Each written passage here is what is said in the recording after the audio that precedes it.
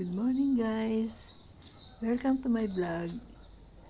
Today guys, bisitahin natin ating mga pananim dito sa paligid ng aming bahay. May iba't ibang gulay ang tanim namin dito guys. Yan, nakikita nyo. Iba nasa paso, iba nasa plant box. Kasi wala kaming space dito sa lugar namin. Wala kaming lote, wala kaming space. Nakasagad sa kalsada ang aming bahay guys. So, kaya yung mga tanim namin nakalagay lang sa paso. Yan, mga kamatis yan guys. May okra kami dyan. May tanglad. Lemongrass, ayan o. Yan, kamatis guys. Namumulaklak pa lang siya guys. Bulaklak pa lang yan. Wala pang bunga.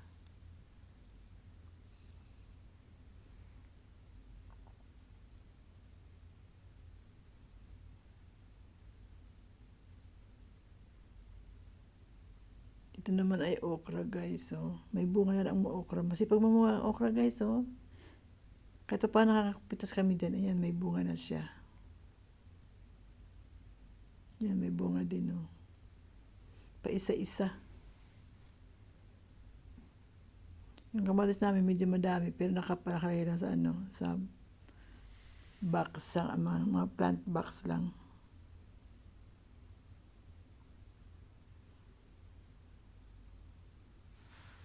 Yan, mga kamatis yan guys.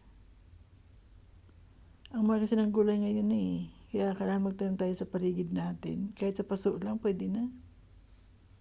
Yan, okra pa rin yan ah. Kamatis sa gitna. May bungang okra o. Yan din, may bunga din o. Yung talong wala pang bunga dyan o. Bulaklak pa lang.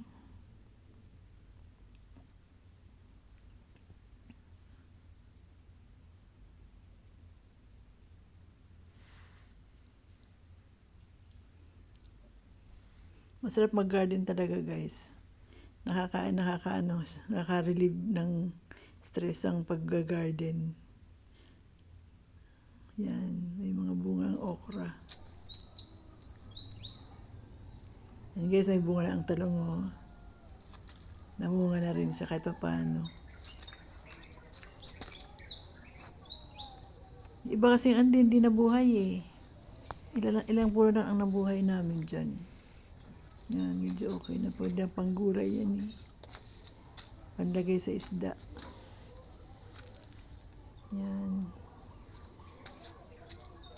Yan, mga okra. Ang dami na rin bunga.